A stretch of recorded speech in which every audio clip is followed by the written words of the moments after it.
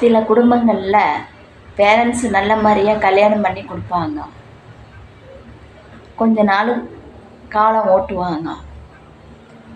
அதுக்கப்புறம் சொத்து பிரச்சனை, தேவையில்லாத பிரச்சனையெல்லாம் ஆரம்பிக்கும். அடுத்தது பேரண்ட்ஸ் என்ன பண்ணுவாங்க, பொண்டாட்டி புருஷங்குள்ள இருக்கிற பிரச்சனையில் பெற்றோர்களை தான் வந்து பேசுவாங்க. அவங்க சம்பாதிச்ச பணம் காசு எல்லாம் வேணும், ஆனால் அவங்க மட்டும் வேண்டாம்.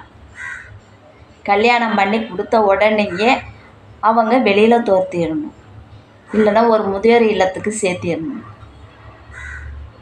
இதெல்லாம் எவ்வளோ பெரிய பாவம். உங்களை படிக்க வச்சு ஆளாக்கி வளர்த்தி அவங்க வேணும், எல்லாம் பண்ணணும், அவங்க சொத்து வேணும். ஆனால் வயசான காலத்தில் அவங்க மட்டும் வேண்டாம். இதெல்லாம் என்னம்மா நியாயம்? இப்போ அவங்க வயசாகிட்டாங்க, அதுக்கப்புறம் நீங்களும் அந்த நிலைமைக்கு தான் வருவீங்க. நீங்கள் எந்த அளவுக்கு இவங்களை கொடுமைப்படுத்துகிறீங்களோ அந்த அளவுக்கு உங்களையும் அவங்க குழந்தை கொடுமைப்படுத்தும். முதல்ல ஆண்டவன் அப்புறமா தான் தண்டனை, ஆனால் இப்போ அப்படியே அப்பப்போ தண்டனை.